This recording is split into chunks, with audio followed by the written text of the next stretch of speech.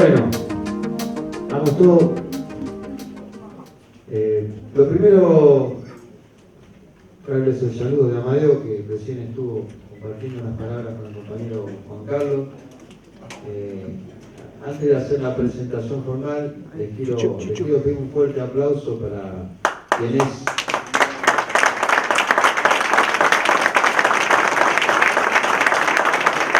secretario general de los trabajadores de grado de alistamiento, de su federación, pero además secretario general con mandato ya vencido de la Confederación General del Trabajo. Yo quiero decir dos palabras, porque no quiero dejar pasar la oportunidad. Han venido muchos compañeros a darnos clases, que han sido muy lindas, muy interesantes. Hoy para mí en particular, y creo que para todos es un día especial. Juan Carlos, yo le decía recién a los compañeros, hace varias décadas, no voy a decir cuántas, estábamos a cargo de la juventud sindical del país con 4 o 5 facinerosos, Ovidio de Dragón, Pablito Moyano, Pedro Andrés, que está por ahí, Garfuso, y entonces nos facilitaron unas oficinas en la Avenida de Mayo, cerca del Congreso, y entramos y bueno, había un compañero que ya era secretario general, que estaba con una campera marrón con el escudito federal, no me olvido nunca, leyendo, creo que era Conducción Política. Era el compañero Smith, ahí lo conocí. Transitamos mucho al lado de él, mucho en la calle, siempre estuvo en la calle, a pesar de ser uno de los cuadros políticos sindicales más lúcidos de la Argentina. Vení, Marzo, vení, por favor. Ha tenido siempre una humildad, la misma humildad que tenía cuando estaba leyendo Conducción Política, la tuvo cuando fue secretario general de la Confederación General de los Trabajadores, que es una de las más importantes en el mundo, era el mismo tipo, la misma persona. Y tuve la suerte de compartir el primer congreso sindical que se hizo en el Vaticano, el primero en la historia, solamente con dirigentes sindicales. Y además de haber sido un lujo haberlo compartido con él, porque yo no soy un par de él, siempre nos trató como si fuéramos pares. Y siendo secretario general de la CGT, a la noche comía con nosotros, en Roma. El mismo tipo que encontramos leyendo Conducción Política, con la camperita marrón, con el escudo, la estrella federal, era el tipo que estaba en Roma representando a los trabajadores argentinos en un congreso mundial en el Vaticano. Ese es Juan Carlos Smith, les vuelvo a pedir un aplauso y agradecerle a los compañeros de grado de alistamiento, no solamente a los compañeros de comisión directiva, sino a un amigo que están viendo, está por ahí, allá, de Matadero, pobre. Y agradecer a los compañeros del Consejo Directivo del Instituto de la Carrera que vinieron, y bueno, al Cuarto Poder que está ahí, es lo que hay. Así que estamos en manos de Juan Carlos, que hoy nos va a hablar un pantallazo del panorama internacional, ya me queda el cuerno, ¿no? Del sindicalismo internacional, pero después lo va a bajar no solamente a la Argentina, sino a la tierra también. Así que muchísimas gracias, Juan. Buenos días para todos, todas las compañeras. Gracias, Aníbal, por esta presuntuosa presentación.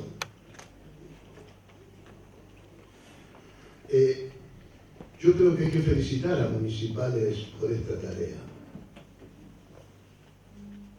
La militancia debe comprender, en el sentido más amplio de la palabra, que la tarea formativa es vital para la vida de una organización. Ustedes podrán tener el asesoramiento de los abogados, de los expertos, de los hombres que bucean en la legalidad, pero la formación política, la experiencia, la acumulación de conocimientos, tiene que ver más con esto, con la oralidad, con el transmitir de generación en generación cuál ha sido nuestro pasado, cuál es nuestro presente, cuál es la proyección que tenemos hacia el futuro. Si no comprendemos esa dimensión como militantes, ponemos en riesgo la vida de la organización sindical. Por eso es tan importante que los sindicatos se den a este trabajo. Nadie lo puede hacer por ustedes si no lo hacen ustedes mismos. Lo segundo que quiero decir es que efectivamente estamos frente a un escenario mundial, nacional, muy complejo, muy desafiante, dominado por la incertidumbre. Y los seres humanos no se llevan bien con la incertidumbre, porque incertidumbre quiere decir falta de certeza. Y no hay nada más interrogativo para un hombre o una mujer que no tener certezas. ¿Qué va a pasar mañana? ¿Cómo edifico mi futuro? ¿Qué va a pasar con mi trabajo? ¿Voy a tener el mismo progreso social que tuvieron generaciones anteriores? ¿Voy a estar en el mismo lugar de trabajo? ¿Estoy preparado para enfrentar todos esos desafíos? Imaginen que si esto se lo hace cada uno de los hombres y mujeres, mucho más se lo tiene que hacer un colectivo, el colectivo de un sindicato. Antaño, hace mucho tiempo atrás, era suficiente que alguien tuviera el dominio del lenguaje, alguna presencia, y fuera al frente. Muchos de los más veteranos deben comprender lo que les digo. Vamos a elegir al que va al frente. Pero quiero decirles que eso hoy es absolutamente insuficiente. Si nosotros, además de tener la voluntad de ir y a representar a nuestros compañeros, no tenemos una acumulación de conocimiento, no despertamos el espíritu de investigación, no alentamos a que reconozcamos los desafíos que tenemos por delante, no vamos a defender mejor a nuestros compañeros, por más que atrás nuestro tengamos mucha tropa. Y esto ocurre por una simple y sencilla razón, porque está cambiando todo.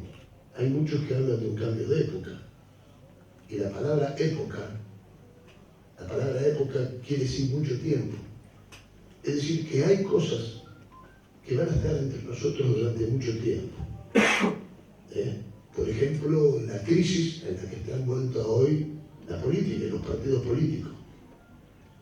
Todos los partidos políticos que se conocían en el mundo, desde la izquierda hasta la derecha, pasando por la socialdemocracia y otras experiencias en el mundo, están en crisis. No solamente hay una crisis de los partidos políticos, hay una crisis de liderazgo. No hay grandes líderes en el mundo.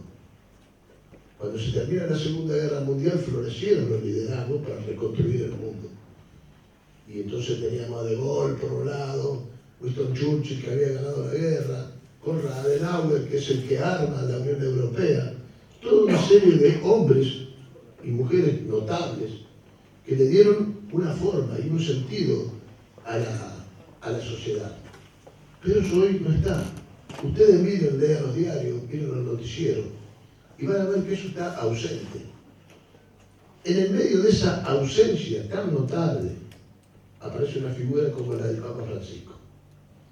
Francisco sí es una especie de faro en el medio de tanta orfandad. Y además porque cuestiona el orden establecido. Él habla de la sociedad del descarte. Él habla de que esta globalización capitalista acumula riquezas, le da muchos beneficios a determinados sectores de la civilización y deja de lado a una enorme mayoría. Pero no hay muchas voces que dicen esto. Y por eso Francisco se para de frente al Congreso de los Estados Unidos, cuestiona la política migratoria, por ejemplo, de los Estados Unidos y la industria armamentística, y el Congreso en pleno entre republicanos y demócratas, se para y de pie lo felicita con un cerrado aplauso. Pero no hay muchas figuras como esa. La misma Angela Merkel, que hasta la salida de su gobierno era presentada como una figura extraordinaria en la historia de Europa, hoy se conoce que en cuanto a la política energética y a la política de vecindad con Europa del Este, particularmente en el conflicto con Rusia, no había sido tan exitosa. Europa está pendiente de la materia energética de Rusia. Y esto, que parecería ser que es un foco de conflicto muy alejado de nuestra frontera, está impactando sobre nuestra vida. Y nos está complicando. Y nos complica el precio de los combustibles y nos complica también en otros aspectos que más adelante vamos a ver. De modo tal que nosotros estamos frente a un escenario mundial donde hay algunos expertos que lo denominan VICA, con las siglas VICA, B corta, I-C-A. Un escenario muy volátil, cambia todo muy rápidamente. Antes que nosotros podamos reaccionar, o la política pueda reaccionar, o los actores democráticos puedan reaccionar, el escenario cambia. Y esto impide que reflexionemos en profundidad. Y por lo tanto es algo que hay que anotar para ver que no nos podemos tomar los tiempos que se tomaban con anterioridad. Pero igualmente también nos ponen un aprieto, porque salir corriendo todos los días a resolver las cuestiones no nos deja pensar. Y estoy firmemente convencido que eso está hecho por el sistema, justamente para que nosotros no podamos ocupar el centro del escenario. La segunda letra es la I, incierto. Esto que comenté antes, es incierto. Nadie puede decir qué va a ocurrir mañana. ¿Alguien me podía predecir que un tipo como Boris Johnson, un payaso como ese, iba a ser el primer ministro de Inglaterra? Y sin embargo lo fue. ¿Quién podría creer que Trump, que era un magnate empresario, iba a llegar a la presidencia de los Estados Unidos? Y que en los Estados Unidos hubiera un intento de copar el Congreso de la Nación, en la mayor democracia del Occidente. Nadie podía predecir eso. Por lo tanto es incierto, puede pasar cualquier cosa. Paréntesis, no despreciemos los fenómenos como los de Milei. No es un loco, suelto. Es un embrión del sistema que está dando vueltas por allí, que en nombre de la libertad y que en nombre de las decisiones individuales trata de imponer una forma de enfocar la vida social en la Argentina. La vida social en la Argentina y en otras partes del mundo. Bolsonaro acaba de quedar a pocos puntos en la contienda electoral del domingo pasado. No estaba registrado por las encuestas. Macri perdió allí en nomás con algunos puntos en la última contienda electoral nuestra. Lo cual quiere decir que hay muchos compatriotas como nosotros que no están claros. Una de las tareas nuestras es esclarecer a los compañeros.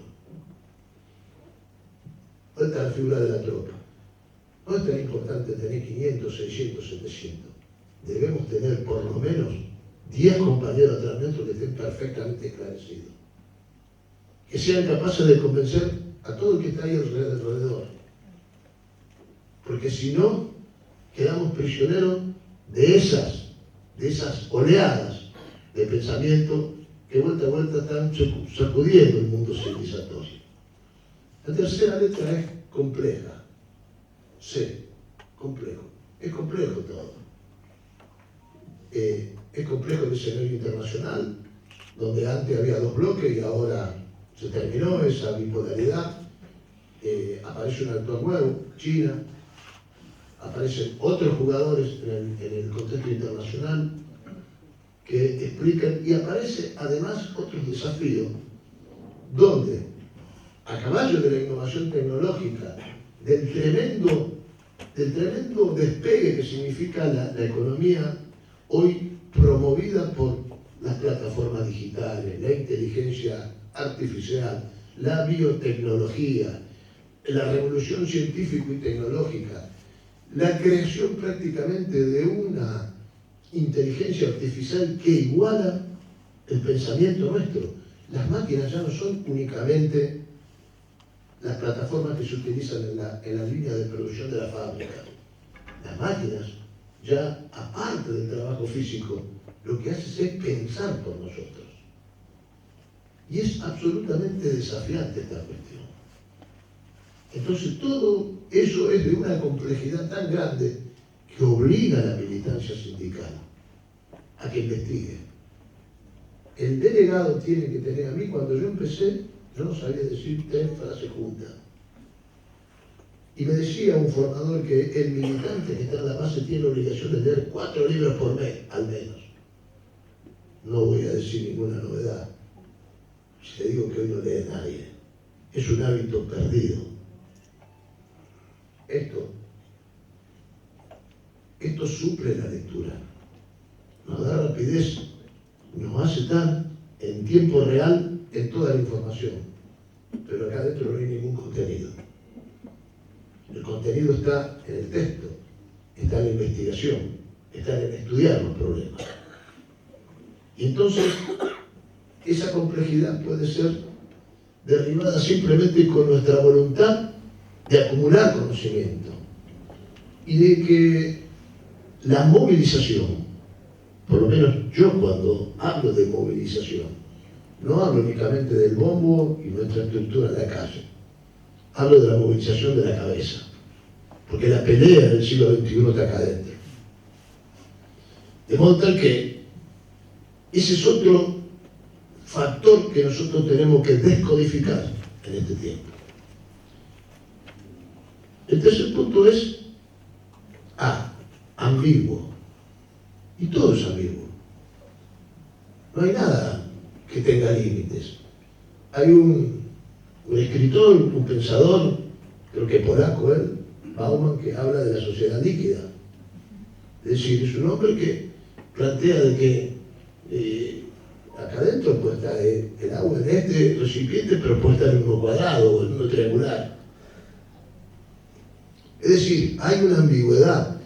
Y la política, no solamente la de nuestras fronteras, la del propio comunismo, el radicalismo, el Partido Comunista, los viejos partidos socialdemócratas de Europa,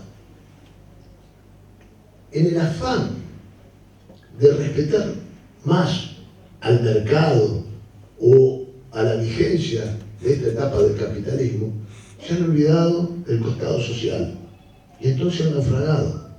Y por lo tanto todo se ha vuelto más ambiguo.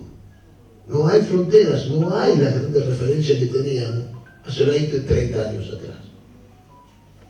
Ese es el escenario donde se van a mover los sindicatos, los delegados, nuestras reorganizaciones, la central obrera y los partidos políticos. Allí adentro se están moviendo. Sin embargo, nosotros estamos condenados a vivir en la incertidumbre. Estamos condenados a vivir de que no sabemos cómo podemos organizar nuestra vida y nuestra estrategia sindical. Y claramente no. ¿Por qué no? Porque si me remito a la historia del movimiento sindical, voy a ver que no es la primera vez que nos pasa esto. Imagino que le debe haber pasado algo muy parecido cuando irrumpe la máquina a vapor.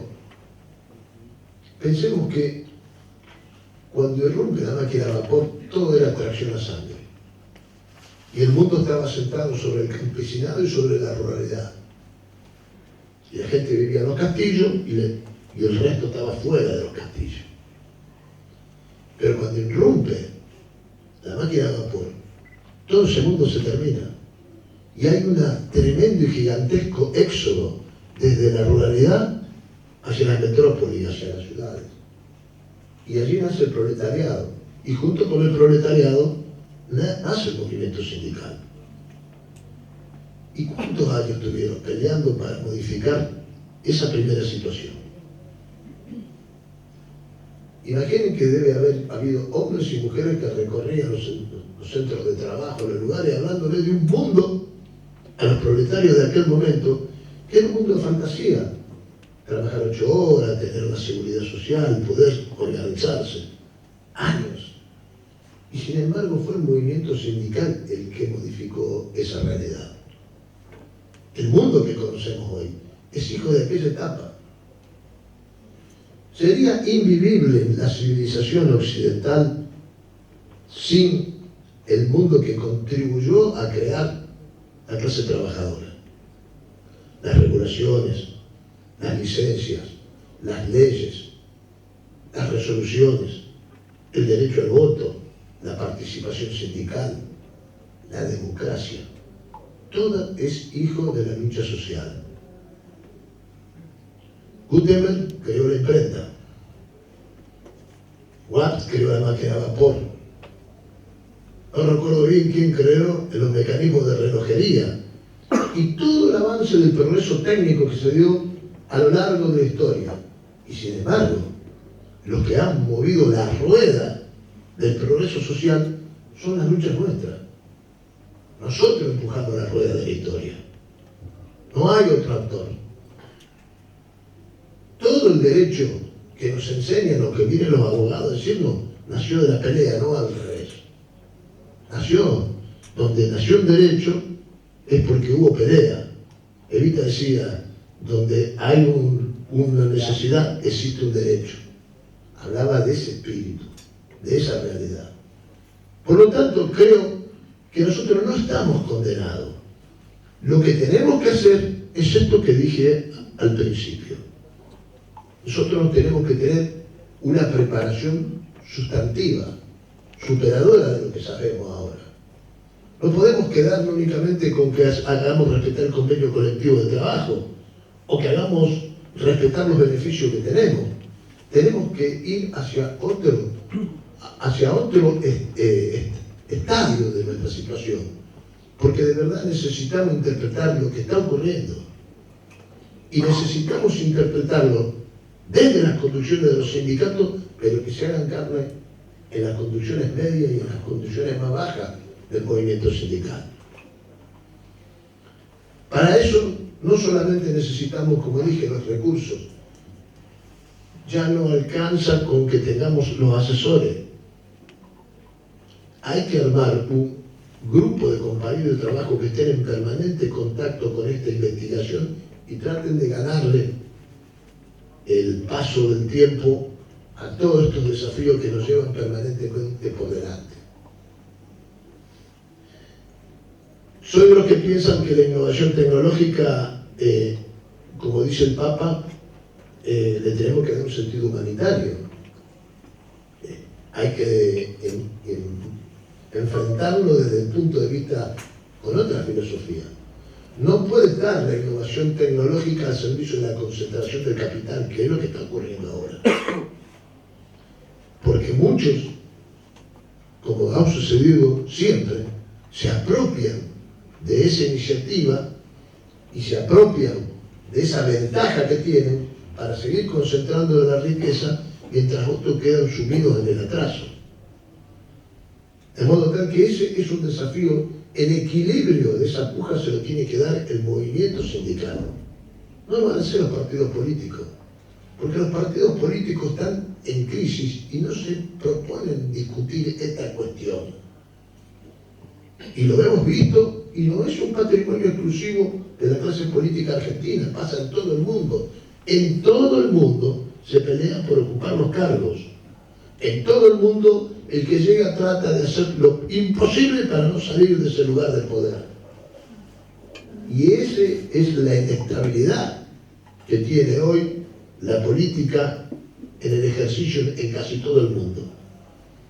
Y mientras tanto, las grandes masas de hombres y mujeres, muchos postergados y otros que quieren ver otro tipo de ejercicio, se ven alejados de la política. Y sin embargo, el sindicalismo tiene que construir ese sendero para que en la política se resuelvan las cuestiones. Parece contradictorio lo que digo. Los que me conocen de cerca saben que soy bastante refractario al ejercicio de la política. Pero yo no como vidrio, sé que efectivamente nosotros tenemos un techo y después hay que resolverlo en el plano político. Pero ese plano político tiene que responder a la demanda del pueblo. No puede responder a la demanda únicamente de la puja electoral. O no es verdad que nos pasamos adentro del Parlamento y todo lo demás, de rosca tras rosca tras rosca para ver quién ocupa el mandato el año que viene y todo lo demás. Y todo lo otro lo pasa de largo. Nadie se ocupa un carajo de resolver cómo son los problemas. Está muy claro eso cuando miramos la pobreza que tenemos. ¿Alguien cree que la pobreza que tiene la Argentina se acumuló en el gobierno de Macri nada más? Vamos para casi 40 años de democracia en Argentina. Ya no le podemos echar la culpa a la dictadura. La culpa la tiene el ejercicio de la política porque no hemos sabido reparar las tremendas injusticias que emergieron de aquella etapa.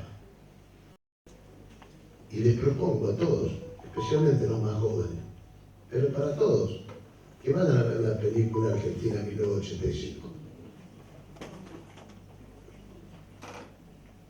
¿Y saben por qué? Porque allí se va a comprender en profundidad el drama que atravesó nuestra sociedad. Y no van a encontrar esto que les estoy diciendo yo, pero cuando la vean y después recuerden, van a saber que allí se gestó esta desigualdad y este cuadro horroroso en materia social y económica que tenemos. Cuando pasó aquello, en la Argentina teníamos 4% de desocupación, teníamos todas las empresas estatales en nuestras manos, no teníamos prácticamente deuda externa y teníamos que nuestros compañeros y nuestros trabajadores llegaban a las universidades y cualquier hijo de un gaucho se podía comprar un terreno y levantar la casa, viejo.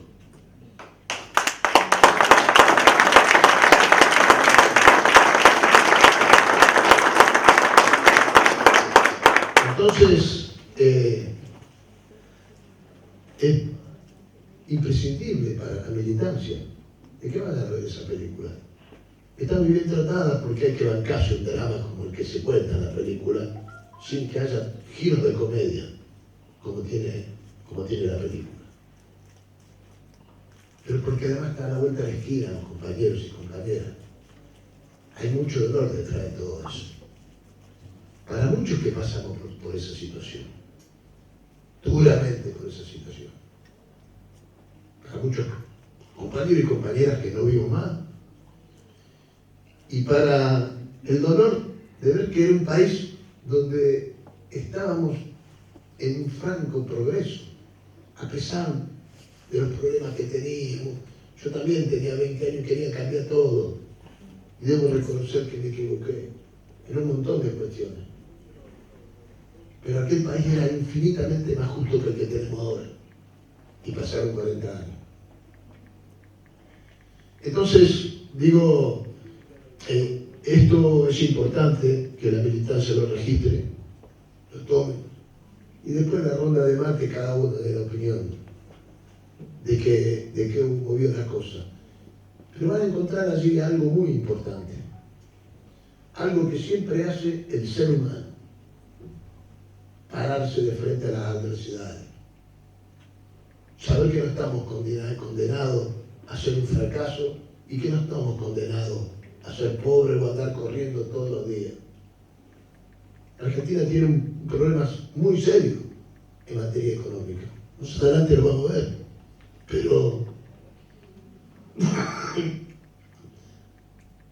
Pero la Argentina tiene potencialidades y tiene recursos como para superar esta cuestión.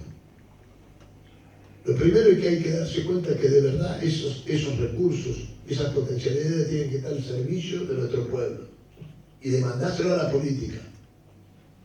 Y en esa demanda a la política nosotros tenemos un papel que cumplir. Y ahora voy a eso. Siempre.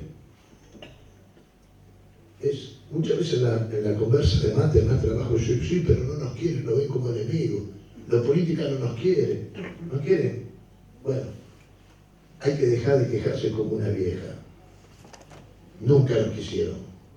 Nosotros somos la piedra en el zapato del capitalismo. No esperen que el poder nos venga y nos aplauda. Eso no existe. Los invito, yo lo he hecho, que vayan a la biblioteca del Congreso y lean los artículos en el centenario de mayo de nuestro país, que decían los diarios de la época sobre los sindicatos. De criminales para abajo, cualquier cosa. Estamos hablando de 1910. Hace unos cuantos años, ¿no? Bueno, esto decía el poder de nosotros, de los sindicatos. Y esa prédica sigue a lo largo de todos los tiempos. Y siempre los poderosos intentan que los trabajadores, los sectores empobrecidos, no se organicen para cuestionar la injusticia. Ya por allá, por los finales de los 80, un tal Modigliani, que fue Premio Nobel de la Paz, dijo, miren, ¿saben qué son los sindicatos? Son como los dinosaurios, una especie en extinción. 1980. Pasaron ya varias décadas. Y acá estamos. De nuevo con nuestros convenios, con nuestras fallas, con nuestras denuncias, con nuestros actos heroicos, con nuestros beneficios, con nuestra gente en la calle demandando justicia social. Nunca se va a terminar eso. Y es más, ese desafío nos obliga a repensar que el sindicato tiene que readaptarse como las especies de la evolución. Se tiene que acomodar al tiempo que está atravesando. Y entonces, les voy a repetir la escribí acá para no olvidarme, de un sindicalista español que decía, acá hay que comprender en la militancia social que nadie le da al sindicato un salvoconducto para circular por la historia. Nadie le da al sindicato un salvoconducto para circular por la historia. Es decir, que si no nos adaptamos a la nueva etapa, corremos riesgo de desaparecer sin pena ni gloria. Y por lo tanto, esa es una tarea nuestra.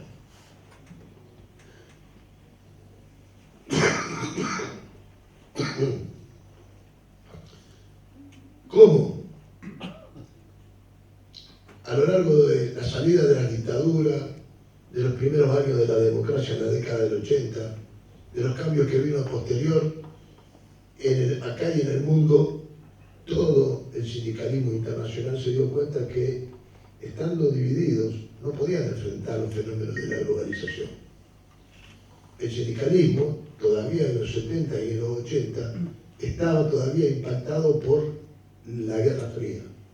Había tres grandes centrales obreras en el mundo. Una, que era el sindicalismo del mundo occidental,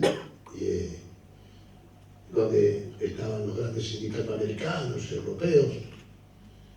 Otra tendencia donde estaban los sindicatos de raíz marxista, que respondían a la lógica del Partido Comunista, la Federación Sindical Mundial.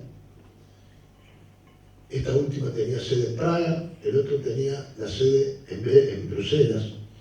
Y había una tercera corriente minoritaria, que era la Confederación Mundial del Trabajo, que tenía origen socialdemócrata y socialcristiano. Pero entre esas tres tendencias no habían podido evitar los primeros síntomas de descontento gigantesco que había contra la globalización.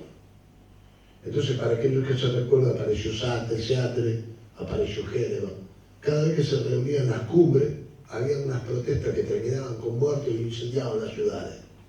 Hasta el punto que las últimas cumbres las tuvieron que hacer en lugares desconocidos, o ir a Corea, o ir al medio de una isla, porque si no la gente se movilizaba y cuestionaba a los presidentes, a los gobiernos, a los que organizaban estas cumbres, que pretendían hacerle creer al conjunto de la humanidad que estamos avanzando.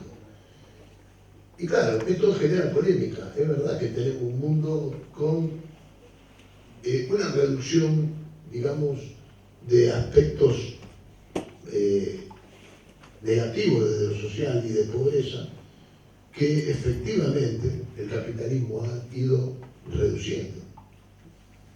La aparición de vacunas, la tecnología, las producciones con el avance tecnológico en la siembra, ha ido reduciendo todo ese tipo de cosas, pero no ha terminado la desigualdad. Al mismo tiempo ha crecido la desigualdad hasta abismos totalmente inaceptables. Tampoco han podido terminar con las guerras. Esto que está ocurriendo en el este de Europa lo demuestra claramente. Europa hacía muchísimos años, salvo el conflicto de los Balcanes, que no conocía guerras. Y sin embargo, hoy tiene una guerra en las puertas de la frontera este del continente.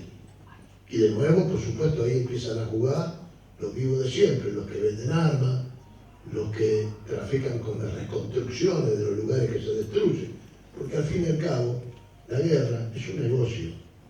Inclusive la guerra hoy, desde el punto de vista de lo que nosotros hemos visto en las películas, de que sonaba la banda y no los nacionalismos, no. Hoy, en la guerra, primero van los tipos que contratan, que andan dando vueltas por ahí, que hacen el trabajo más peligroso y más sucio. Y lo hacen todos, los de derecha y los de izquierda. Es decir, de alguna manera se ha privatizado también hasta la guerra. Entonces, cambio de época. Y la época es un periodo largo. Y ese periodo largo lo tenemos que aprovechar para que nosotros, en latitudes como esta, tengamos la posibilidad de crear nuestra propia iniciativa. La guerra le brinda una oportunidad inigualable a la Argentina, por dos aspectos. Uno, los alimentos. Nosotros estamos en el sector portuario y marítimo y sabemos que esto está ocurriendo. ¿Quiénes están enriqueciendo hoy con este suceso? Las navieras, los propietarios de barcos y los propietarios de las grandes compañías que hacen el transporte. ¿Por qué? Y porque todo el mundo ha salido de la zona de conflicto o se ve obligado a ir a la zona de conflicto y la cadena de suministro y logística se ha cortado en gran parte. Por lo tanto, ese lugar que en términos de alimentos prácticamente era el proveedor central de Medio Oriente, todo Egipto, toda la franja del Magreb, no puede llegar el suministro de cereales, de trigo, de maíz que producía esa zona. Y va a tardar mucho tiempo en normalizarse. Porque por más que lleguen a La Paz mañana mismo, la cadena de suministro no se normaliza de forma inmediata. Entonces todo el flujo de barcos está yendo para ese lugar, para transportar, para sacarlo, para ver cómo triangula. Y Argentina, que produce alimentos, tiene allí una oportunidad inigualable. Ahora, es una oportunidad que deja al desnudo lo que no ha previsto, o lo que Argentina no ha planificado, o lo que ha dejado de hacer justamente para aprovechar esta ventaja. ¿De qué hablamos? De la marina mercante. Es decir, nosotros producimos más de 100 millones de toneladas y sin embargo no transportamos una tonelada en bodega nacional porque no tenemos barco. ¿Cuándo perdimos los barcos? En la década del 90, a caballo del consenso de Washington, en el medio de la privatización. Pero fue en el 90, estamos en el 2021 y no hemos sido capaces de reconstruir mínimo, un porcentaje mínimo, para trasladar parte de eso que producimos nosotros. Gastamos más de 5.000 millones de dólares por no tener bodega nacional y transportar lo que nosotros producimos. No vamos a participar de esa ventaja si esta situación no se pone en la agenda de la política y se revierte. Y parecería ser que esto es algo que no importa, porque no tiene relación directa, por ejemplo, con los municipales, o con los metalúrgicos, o con los petroleros. Es una enorme equivocación. Estoy hablando de 5.000 millones de dólares que bien podríamos meter adentro del Tesoro para mejorar los servicios sociales, por ejemplo. Lo segundo, Vaca Muerta. Vaca Muerta es una inmensa garrafa debajo de nuestros pies. Por muchas décadas está asegurado el suministro de todo el país. De todo el país. Y por lo tanto, tiene capacidad de exportar. Vuelta a la bola anterior. ¿En qué lo trasladamos? Si tenemos el tubo que hay que terminar de construir el gasoducto y la logística con el tubo para embarcar el gas licuado, ¿sabe cuánto sale un barco de gas licuado hoy, justamente el producto de la guerra? $300.000 por día. Eso es lo que vale un barco que transporta gas licuado. Y los que son dueños de esto la están juntando con palas en el mundo. Y no son muchos. Pero nosotros tenemos la producción. Por lo tanto, debería haber una política ya en forma inmediata en el Parlamento para discutir esta ventana, antes que se cierre la ventana, porque la guerra no va a durar toda la vida. De modo tal que estas son las cuestiones, los déficits que tiene la Argentina, los problemas que atravesamos y que nosotros no los debatimos, están ausentes. Y están ausentes porque no hay una suficiente presión de la ciudadanía para abocarse a todos estos temas.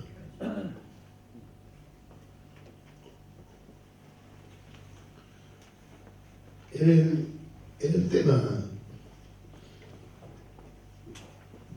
por eso el futuro del trabajo, de la economía, de esto, va a ser lo que nosotros construyamos, empujando a la política.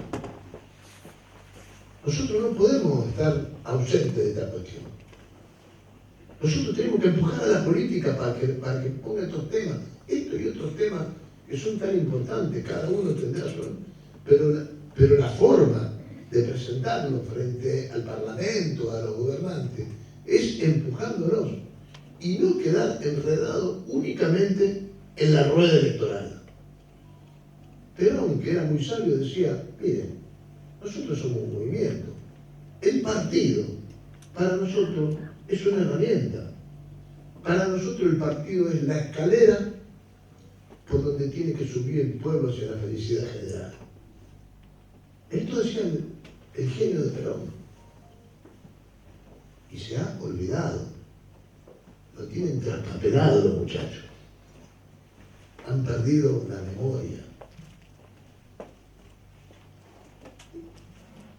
Así que el sindicalismo, cuando se dio cuenta que no podía enfrentar todo esto, en Viena, en el 2006, se juntaron todas las corrientes del mundo y crearon la Confederación Sindical Internacional.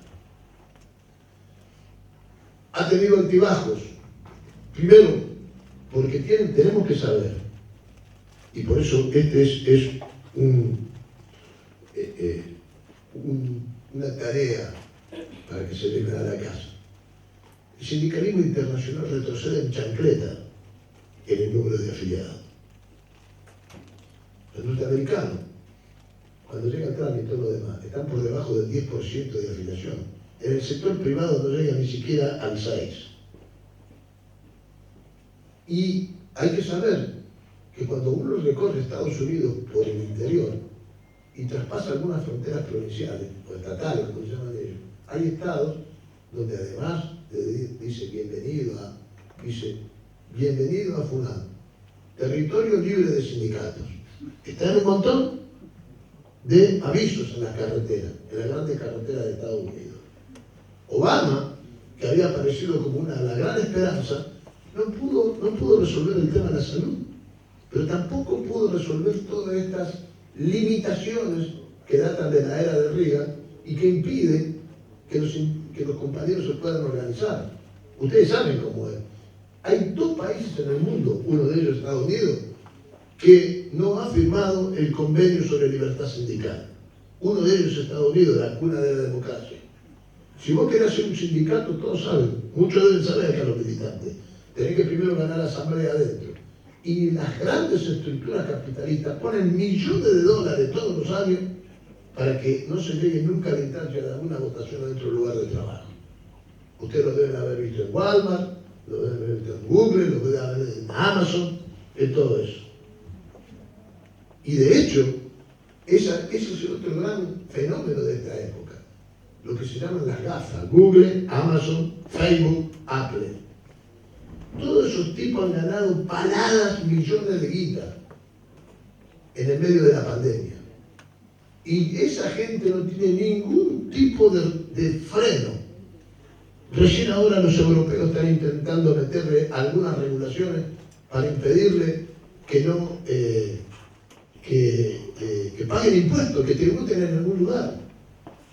La brecha salarial entre el mundo asalariado en todas partes y lo que vivimos en nuestro salario cada vez es más gigantesca.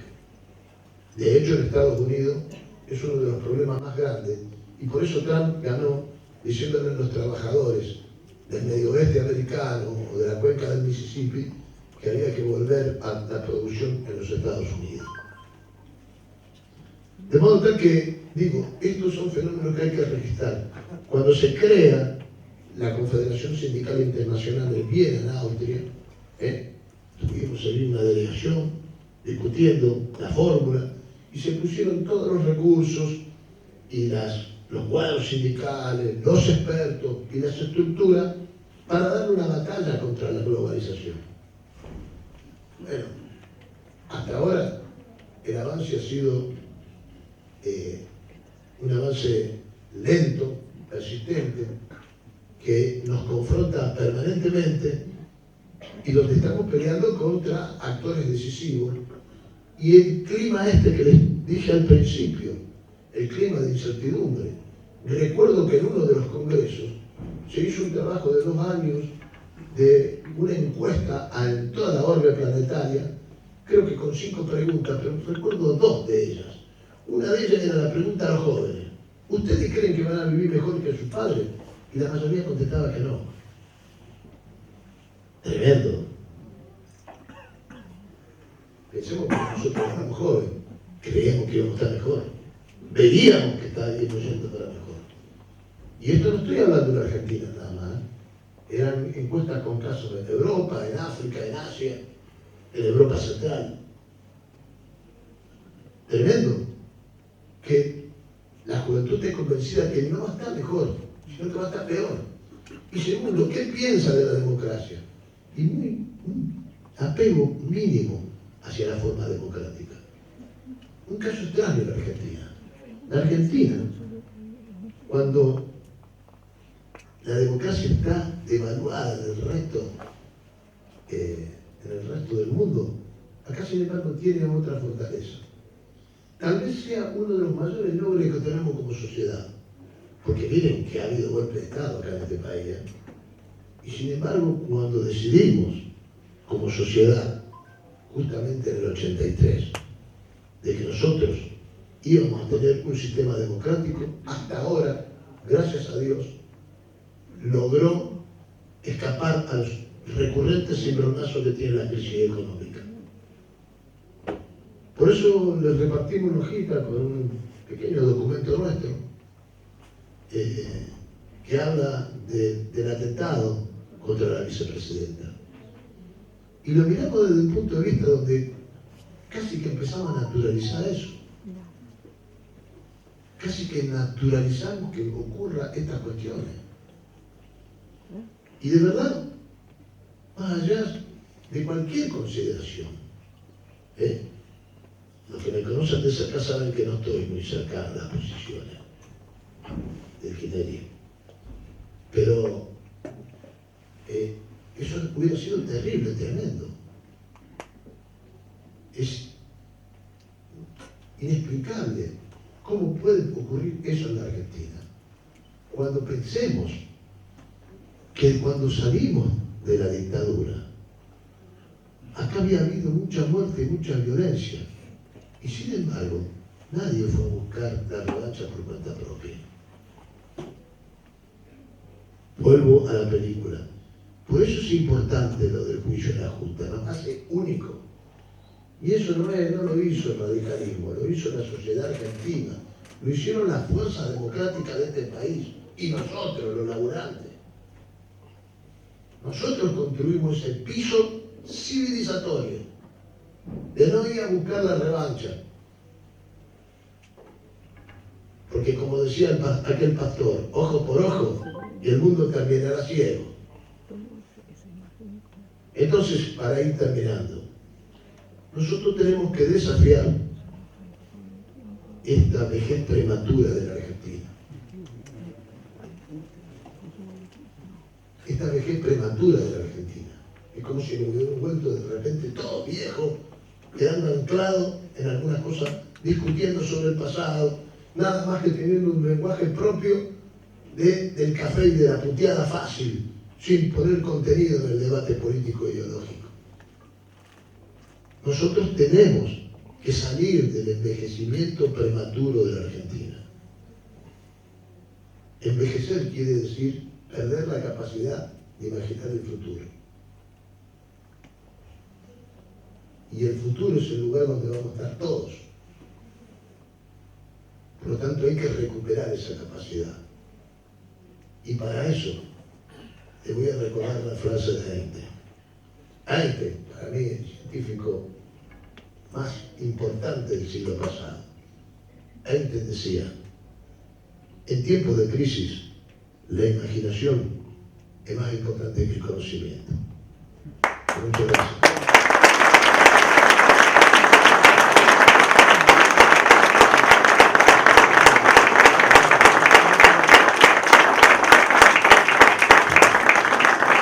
Bueno,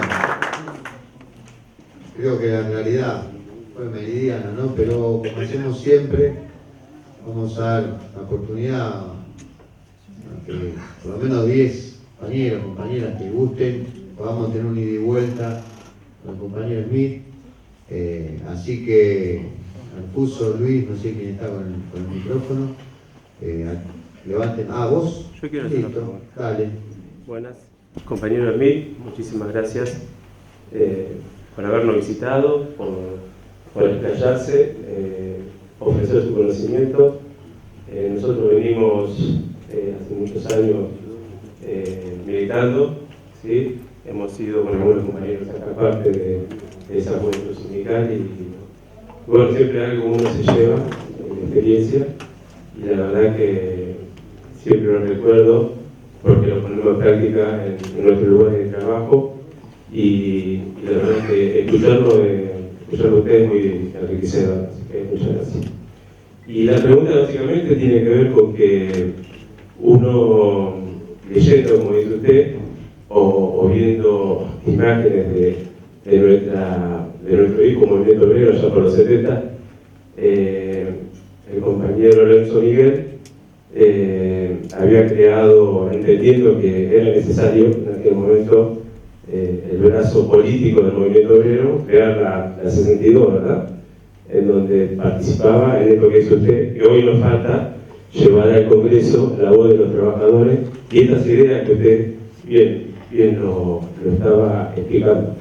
Digo, ¿no sería bueno pensar y trabajar también en que la 62 volviera a ser parte de ese escalón político para que podamos disputar en el futuro y ser parte de esa lista que se arma en política y que el movimiento obrero siempre queda afuera?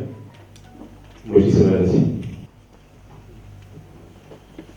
Sí, naturalmente, por eso, si uno habla con los viejos militantes, te van a decir, Acá no hay que inventar nada, si ya lo inventamos, ya estaba inventado esto. De todas maneras, insisto que creo que hay que tabular el tiempo distinto que tenemos frente a todo eso. Y hoy, naturalmente, creo que hay que participar, hay que ver cómo se construye una herramienta política que incida en esa cuestión, pero al mismo tiempo no podemos discutir lo que discutía en aquel momento el brazo político, era porque todavía estaba fresco la genialidad de Perón, la vigencia de la doctrina, todavía estaba en la memoria cercana de hombres como Lorenzo y todo, pero eso ya no está más. Entonces tenemos que recrear una nueva etapa y una nueva forma para interpelar a los que están. Porque si no, caemos en riesgo de crear el instrumento económico y caer en la dinámica de únicamente la pelea electoral, del cargo, de la rosca chiquita para eso. Y lo que queremos es otra cosa.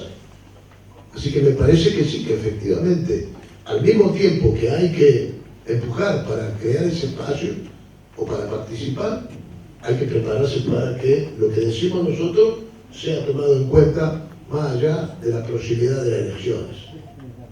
Esto es lo que me parece que hay que hacer.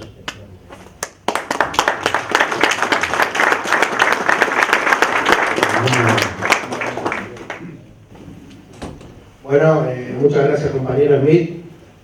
Creo que es importantísimo el tema de la capacitación para todos, más para los jóvenes.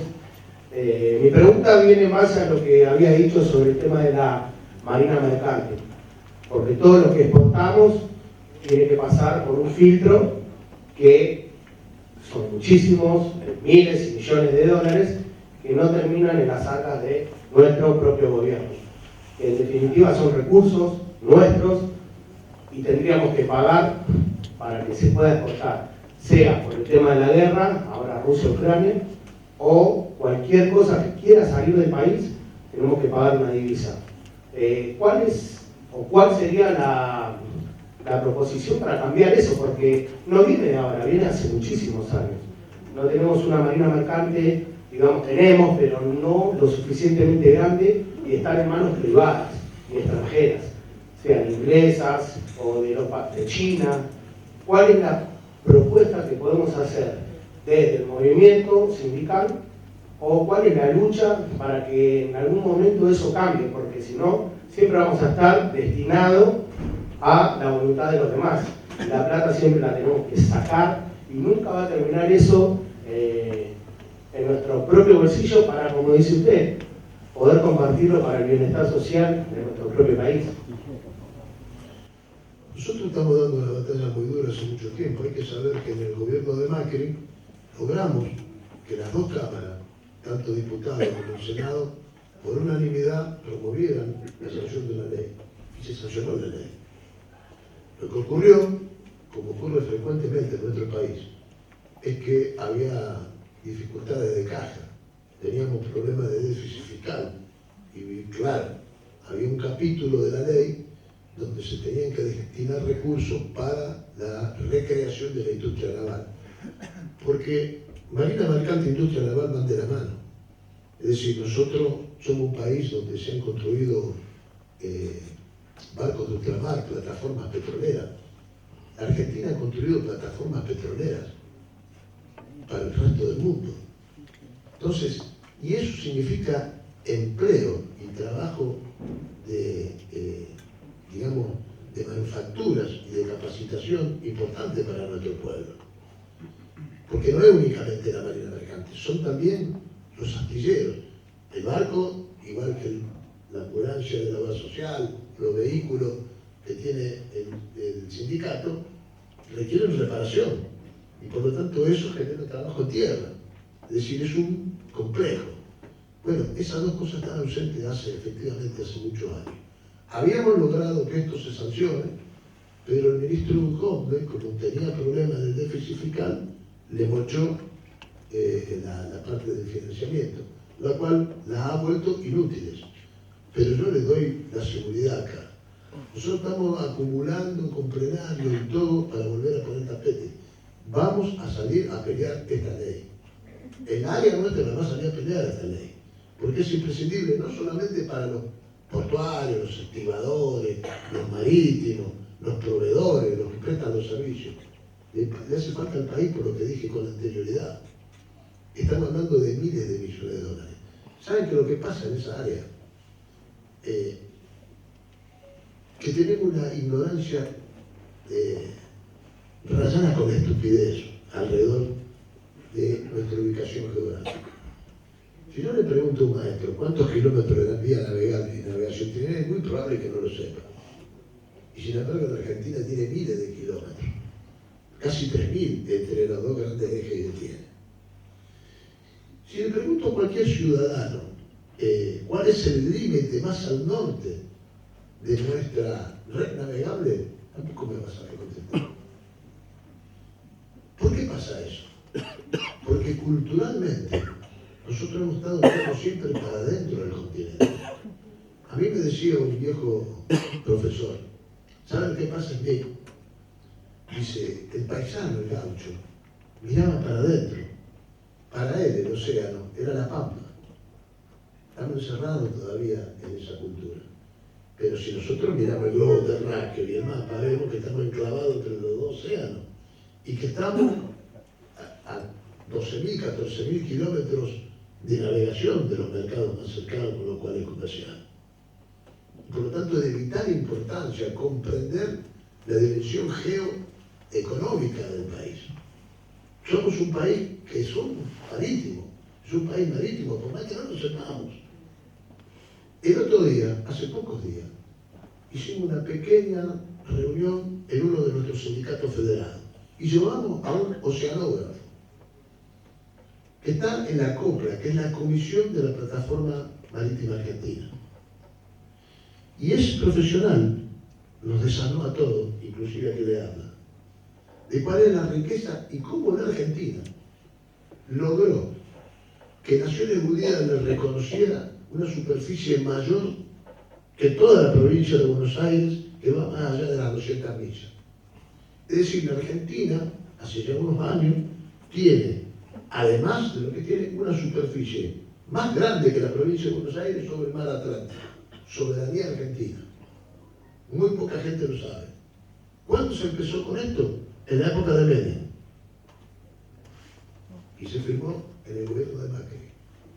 Los profesionales y los hombres y mujeres que actuaron ahí dentro fueron lo mismo a través de todo ese periodo. La verdad, una mosca, una ave rara en el medio de la falta de política de Estado.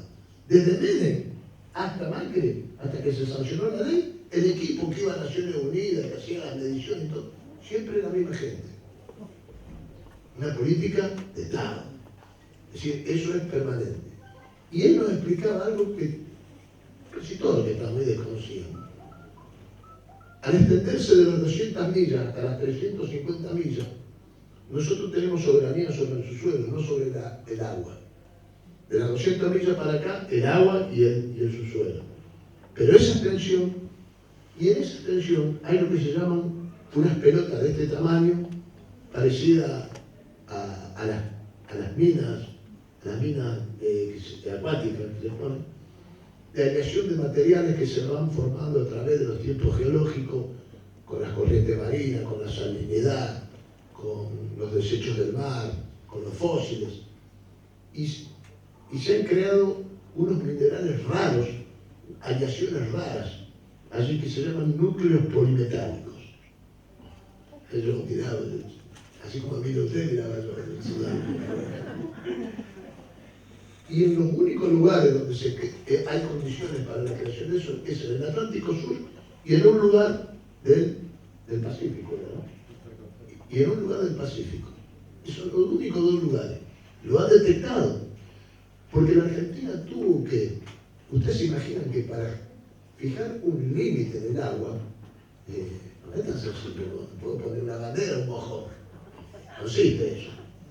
Entonces había que armar todos cuadrículas de años y años midiendo profundidades, detectando todo eso. Un laburo, la verdad que requiere de que a mí me despertó la pasión por saber, por conocer todo esto.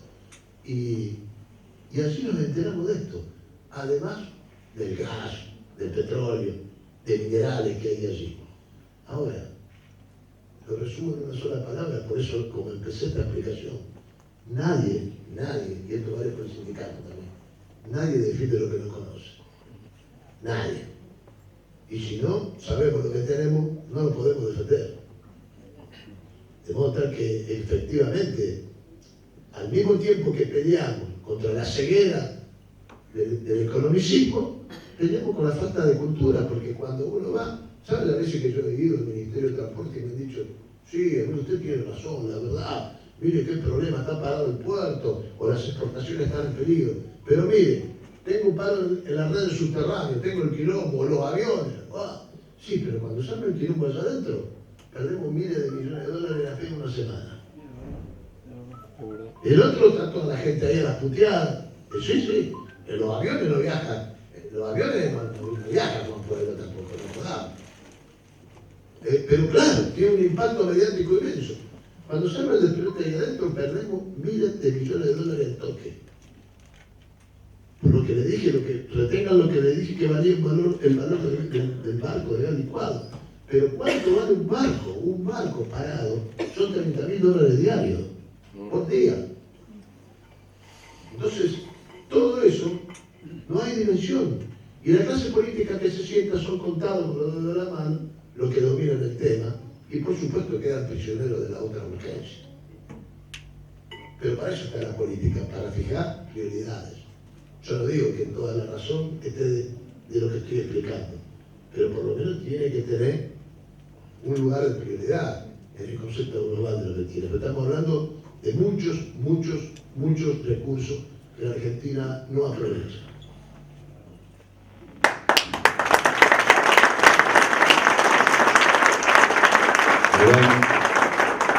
¿Qué tal? Buenos días. Buenos días, compañeros. Bueno, primero quería agradecerle al compañero Juan Carlos Mills por estar presente acá en la Casa de los Trabajadores Municipales. Y mi pregunta era netamente política. Estamos en el mes de octubre, para el militante, para el peronista es un mes muy importante, ya que se nos acerca el 17 de octubre, el Día de la Libertad. Quería saber su opinión al respecto de lo que se está hablando, que va a haber 4 actos distintos de nuestro movimiento.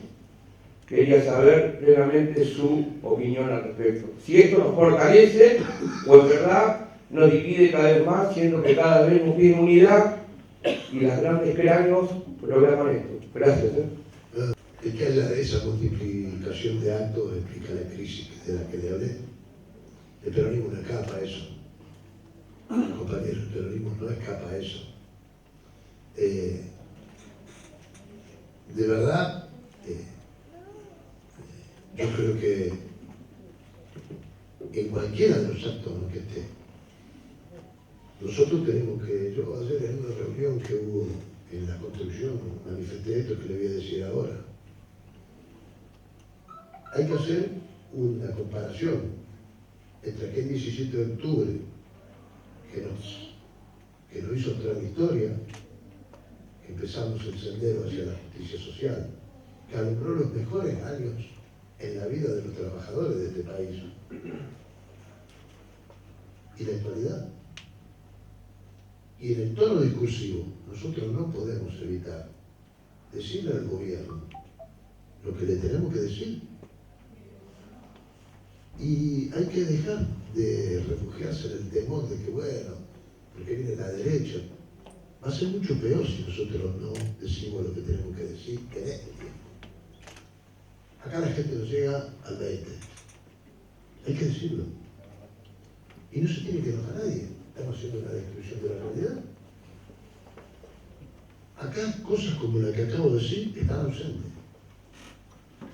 Y que se hagan cargo. Acá naturalizamos que hayan querido matar a una vicepresidenta. Y en el documento que les entregamos dice bien, porque tampoco es tan serio de que el femicidio es la primera vez, no. Cuando ocurrió lo de Rucci, eso también fue un femicidio. Y cuando se lo llevaron a Felipe Vallese, el primer desaparecido de la Argentina, también. ¿Y de dónde era el ataque contra nosotros? De modo tal que yo no quiero desmerecer ni la figura de Cristina ni nada, pero acá lo que importa es que hay que terminar con el plomo como método para dirimir las diferencias políticas, viejo. El estatuto del plomo no puede ser en Argentina la regla para definir las diferencias políticas.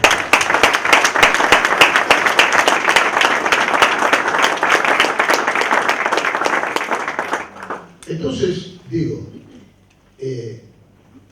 me parece que obviamente el acto no puede, el 17 no puede quedar sepultado en el olvido, pero estamos en dificultad. No sé si todos van a decir lo que digo yo, es muy probable que algunos no quieran decir nada de lo que digo yo. Pero yo me parece que tenemos que decir estas cuestiones y decirlo con toda la convicción. Estamos mal, no estamos respondiendo a los mandatos del peronismo, la coalición se ha alejado de lo que dice el peronismo. Este es nuestro gobierno y hay que decirlo en tono interrogativo. ¿Es nuestro gobierno este? ¿Este gobierno responde a lo que nosotros queremos o está haciendo otra cosa? Y no se tiene que enojar nadie. Y esto no significa ir hacia el odio ni nada que se le parezca. Es poner en perspectiva los desafíos que tenemos por delante. Primero para el proceso electoral. Aquello que dijimos hace unos minutos atrás. Si en nombre de la estabilidad económica y todo lo demás nos alejamos cada vez más de la cuestión social, vamos a perder las elecciones, vamos a ir cada vez peor. Y vamos a tener cada vez más deteriorado nuestro pueblo. Entonces hay que convocarlo al pueblo y después no nos agarramos la cabeza cuando aparece una figura media rara que convoca. Milei convoca a miles de personas y son todos jóvenes. Lo que más me asusta a mí, le digo la verdad, es que hay muchos jóvenes. Y de verdad, uno que ya está pegando la vuelta a todas esas cosas, uno se encuentra muy satisfecho cuando ve que hay muchos jóvenes escuchándolo. Pero hay muchos jóvenes que escuchan otras cosas. Y claro, el que no vivió la hiperinflación, que tenía que ir todos los días a ver si el precio que estaba a la mañana lo tenía a la tarde. El que no vivió el hecho de que lo llevaron a la casa para levantarlo o que sabía que se llevaban al compañero el otro día. El que no vivió el derrumbe de la convertibilidad, donde por primera vez ese derrumbe de la convertibilidad hizo que hubieran 7, 10 compatriotas muertos acá en la capital federal. Desde el 55 hasta ese día, los muertos habían estado siempre en las provincias, en el conurbano, pero nunca dentro de la capital federal. Después del 55 fue la segunda vez. Hubo 7 muertos acá y casi le prendieron fuego a la ciudad. Entonces, digo, hay que medir bien. Acá el problema no son las elecciones nada más y la formalidad de la democracia. Tienen que hablar con todas las letras, con todas las cuestiones sobre la gente y convocar una epopeya al pueblo argentino, una enorme movilización de la cabeza y de la gente para terminar, para frenar de una vez con la pobreza y decirle la verdad a la gente: no vamos a salir enseguida, compañero y compañera, no vamos a salir en un mandato, no lo vamos a hacer, pero por lo menos que haya un programa que nos permita decir que año tras año vamos escalando la cima, vamos llegando a otra situación. Creer que venga alguien mágico que diga que esto lo va a dar vuelta de la noche a la mañana es una gilada. Nosotros tenemos que estar preparados para dar esa discusión en los lugares que correspondan y decirle a los compañeros: pongan esto en la agenda. El compañero tiene que volver a tener la posibilidad cierta del poder, como dije antes, lo viví yo. No, yo no estoy macaneando, yo lo vi. Yo vi cuando los compañeros se compraban el terreno y levantaban la casa. Y yo, que vivo en Rosario todavía, tomaba el tren, carajo, tomaba el tren a las 7 de la mañana y a las 11 de la mañana estaba acá en Retiro, clavado, hace 40 años atrás. ¿Cómo no podemos reconstruir parte de nuestra estructura ferroviaria? ¿Qué carajo hemos hecho hasta el momento? Y hemos estado nosotros al frente, ha estado el peronismo al frente. ¿Está mal que digamos esto? Favorecemos más que... No. Lo peor es que no lo digamos. Lo peor es que no pongamos esta perspectiva en el medio. Nosotros dibujamos este escenario terrible en la Argentina. Nosotros y la fuerza democrática, el otro que no se hagan los giles, porque acá han estado todos. En la era de las privatizaciones, acá las privatizaciones, las votó el oficialismo, pero las votaban con los pies y con la mano también la oposición. Y dibujamos el país que tenemos. Entonces hoy no tenemos control sobre nada, tenemos una economía altamente internacionalizada y que nos domina por todos lados. No controlamos las cargas, no controlamos la bodega nacional. Y bueno, ¿qué va a pasar? En lugar de aprovechar nuestra riqueza, vamos a seguir bombeando lo que decía el general. Vamos a seguir poniendo la manguera para el lado de afuera. Bombeamos la riqueza por la borda para el lado de afuera, para que la aproveche los otros. Y estas son las cuestiones que tenemos que discutir. Y allí estamos entrampados en que aparecen nuestras fechas y entonces estamos en un problema. ¿Con quién vamos? Y el que va, ¿qué dice? ¿Y a qué? ¿Qué vamos a ir a decir? Bueno, 17, y entonces levantamos porque tiene que venir fulana o fulana. Está ahí, estamos jodidos. Estamos jodidos. El discurso nuestro el 17 de octubre tiene que ser: nosotros, Perón no hizo romper la historia y tuvimos estos 10 dorados y hemos olvidado, hemos dejado en el olvido todo ese patrón enriquecedor que tenía la Argentina como activo. Tenemos empobrecido a nuestra gente. Entonces el mandato de este 17 de octubre tiene que ser que nosotros no solamente coronemos un gobierno, sino que un gobierno que haga las cosas que corrigen estas cuestiones. Y que después discutan todo lo que quieran, a ver quién es más adelante o quién va más atrás. Pero eso es lo que necesitamos. Y si no se hace eso, y bueno, vamos a ir a tocar el bombo ahí y listo. Y nos quedamos sin contenido. Nos quedamos sin señalar a dónde tiene que ir la política. Así que esto es lo que yo pienso, ¿no? Frente al próximo 17 de octubre. Antes de que preguntes, yo no voy a dejar solo en esta mesa a Juan Carlos, y creo lo mismo. Nosotros a nuestro gobierno le tenemos que decir las cosas, porque si la macroeconomía se come a la economía de la leche, del aceite, del pan, vamos a perder las elecciones y vamos a retroceder 100 años. Las cosas hay que decirlas.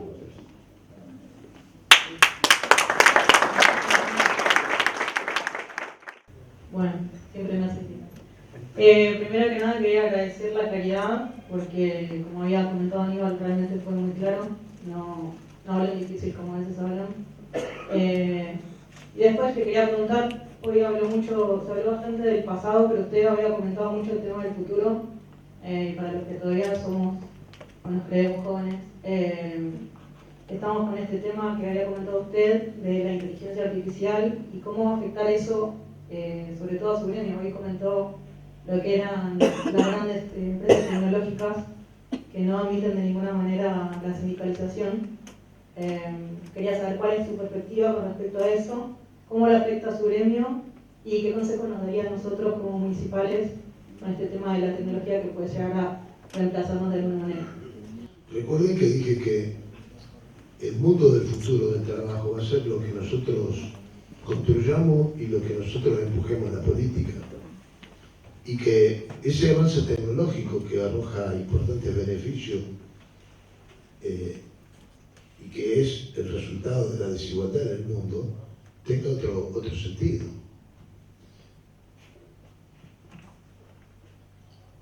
Es cierto que la tecnología va a mejorar las relaciones laborales y va a poder darnos la posibilidad cierta de que trabajos físicos duros y difíciles sean reemplazados por la máquina.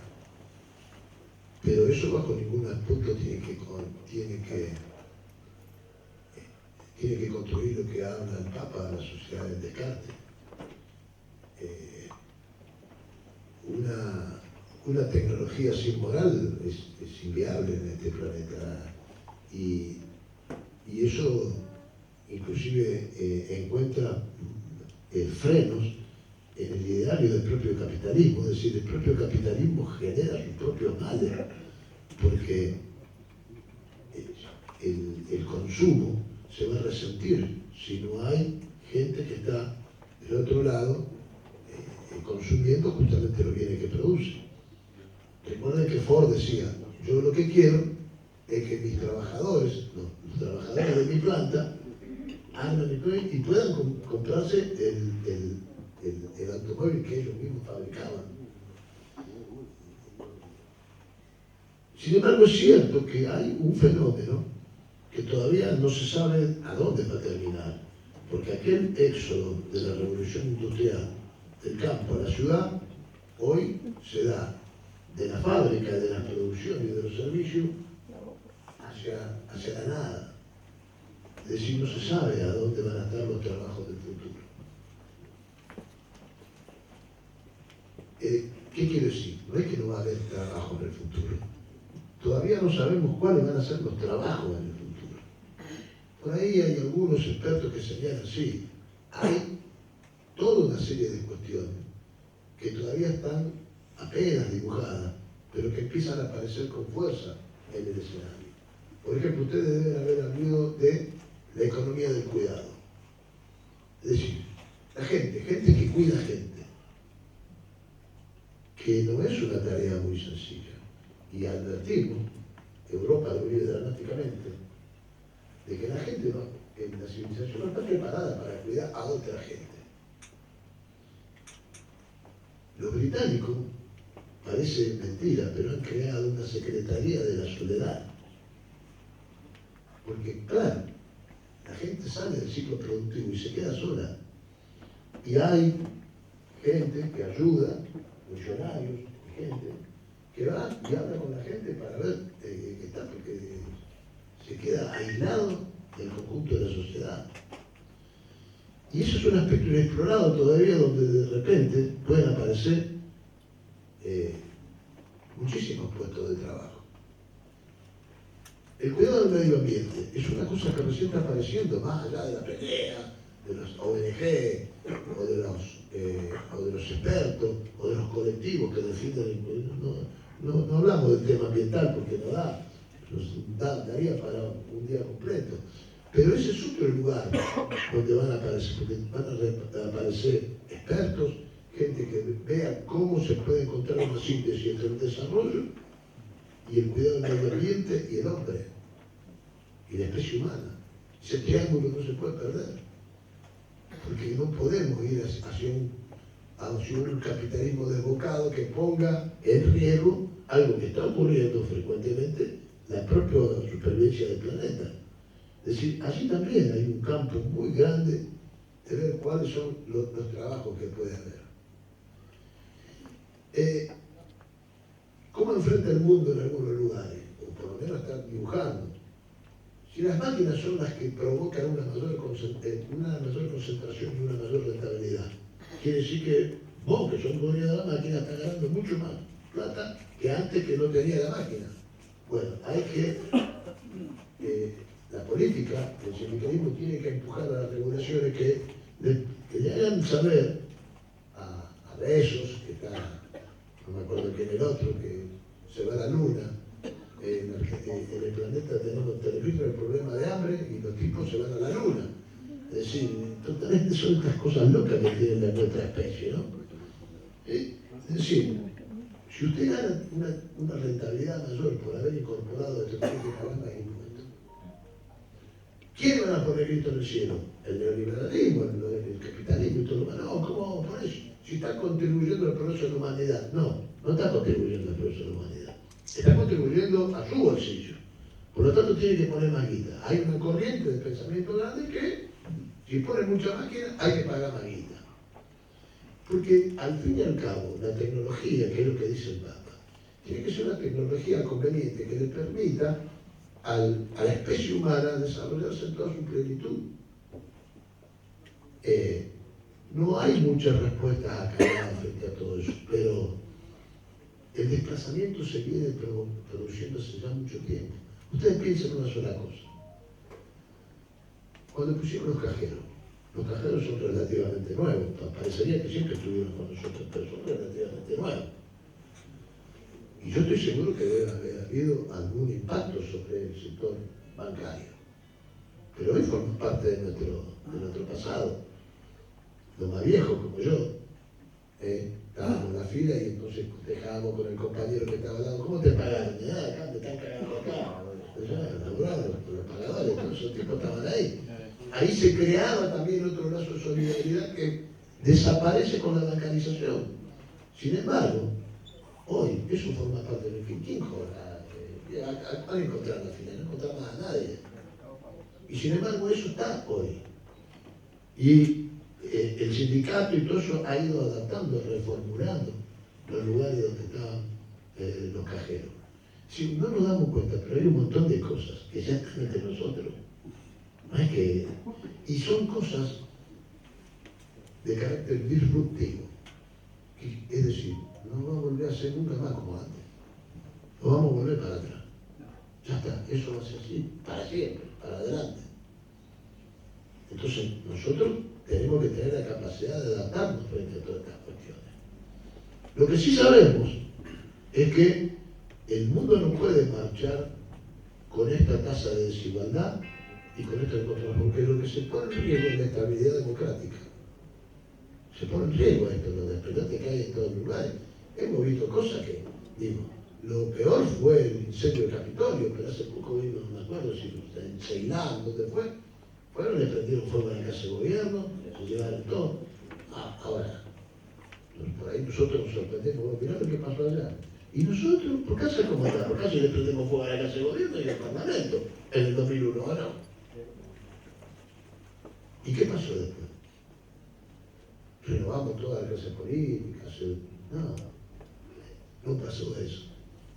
A Argentina siempre le falta un mango tal vez. Pero creo que eso también ha sido sano. Creo que nos obligó a buscar las soluciones. Ustedes pensemos que cuando salimos del derrumbe del 2001 no hubo una unidad de los partidos políticos ni un programa de emergencia nacional, no. Lo hicimos a lo criollo y nos fuimos separando del abismo. Somos locos, pero nos comemos vidrio.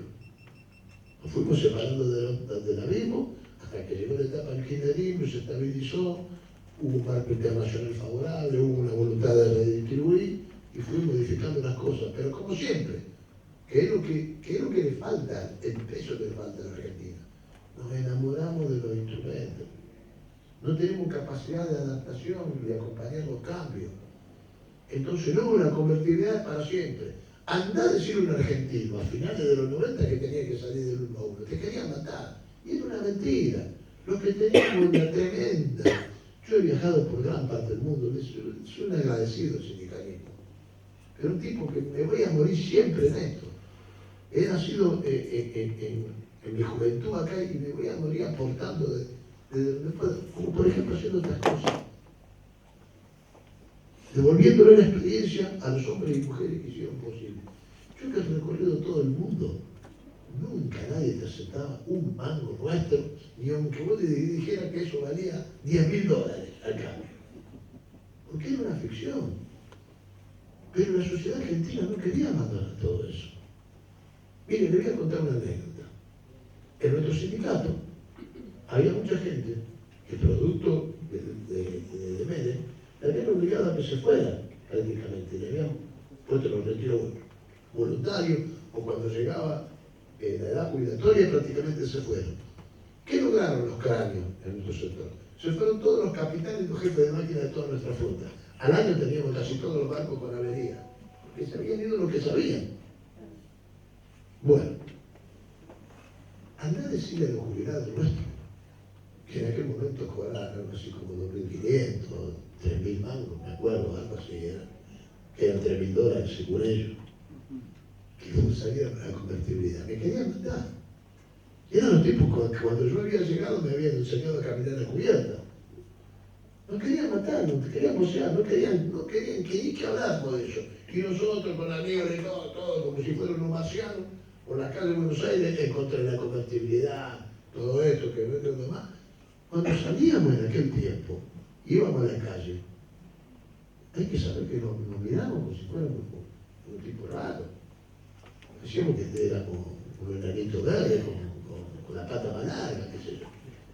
¿Ustedes creen que alguien acompañaba en el 92, en el 94, en el 95, la salida de la convertibilidad.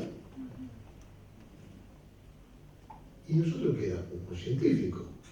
No, simplemente éramos tipos que entendíamos, con el asesoramiento y todo, de que eso estábamos viviendo una ficción, que tarde o temprano eso terminaba estallando y iba a ser terrorífico. Lamentablemente fue lo que pasó. Murieron 7, murieron como, creo que fueron algo así como 37 en todo el país. Pero quién sabe cuánta gente se murió después. Yo conozco 3 casos de gente que le quedaron los ahorros atrapados ahí adentro y no vivieron más de 2 años. ¿Cuánta gente se enfermó? ¿A dónde está la encuesta de toda la gente que perdió todo? A toda la gente que se hizo mierda después del derrumbe de ellos. ¿A dónde está la encuesta? El otro día leí un artículo, la verdad, muy enriquecedor. ¿A dónde están las villas miserias que han creado los Caballos, los Duhovne? ¿Por qué no le ponemos ese nombre a la Villa Miseria nueva? Villa Duhovne, Villa Caballo. Ah, no hay esos nombres. Cada uno de esos tipos que se fue creó una villa miseria nueva. De modo tal que, digo, nosotros necesitamos reconocer el pasado, no para quedarnos anclados allí, pero esa macana ya la hicimos. Hay que renovarse permanentemente.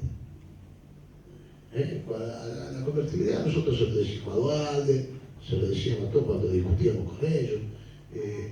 Cuando estuvimos en la última etapa cristina decíamos, mire que estamos estancados, que esto no va, no, ¿por qué no? Hay que multiplicar los beneficios, sí, pero multiplicamos los beneficios y no hay guita y no hay matriz productiva distinto, vamos a chocar a la calecita. Y bueno, fue lo que pasó. Fue lo que pasó. No quiero estar en el zapato de esa gente. Es muy difícil. La Argentina es un país muy difícil. Muy difícil. Es serio, yo con Terretas estuve ahí. No estuve 2 años, yo estuve 14 años al frente integrando la Confederación General del Trabajo. Tuve los 3 mandatos con Hugo y hacía de todo. Hacía de todo. Así como he ido a representar al movimiento sindical en el foro internacional, también era el que se ponía frente a la prensa o el que iba a los plenarios. Hice de todo a lo largo de esos años, 14 años estuve en el frente. Y después de asegurar que es muy difícil estar en el frente. Me imagino lo cuán complejo y duro y desgastador debe ser estar en funciones del Ejecutivo. Pero bueno, como se dice por ahí, nadie te pone un chumbo en la cabeza para que estés en ese lugar, sino la vocación, el sentido de servicio, el compromiso. Entonces, para terminar un poco lo que decía el Papa cuando fuimos a Roma. Nosotros somos como los guardianes que están en la atalaya, ¿no? Nosotros tenemos que cuidar a nuestros compañeros, todo lo que tenemos, nuestras estructuras. Pero también tenemos que meter a los que están afuera. Es un mandato histórico. Ni siquiera viene del peronismo, eso viene de siempre. Está en el ADN de la organización sindical. Los viejos anarquistas y socialistas que cruzaron el océano, que venían de la hambruna o de las guerras, no solamente peleaban por las mejores condiciones, armaban escuelas, peleaban contra el tabaquismo, peleaban contra la prostitución y peleaban contra el alcoholismo. Y soñaban con una sociedad mejor. Nosotros no podemos perder nunca esos sueños. Yo los invito a que sigamos soñando a construir una paz con justicia social y con independencia económica.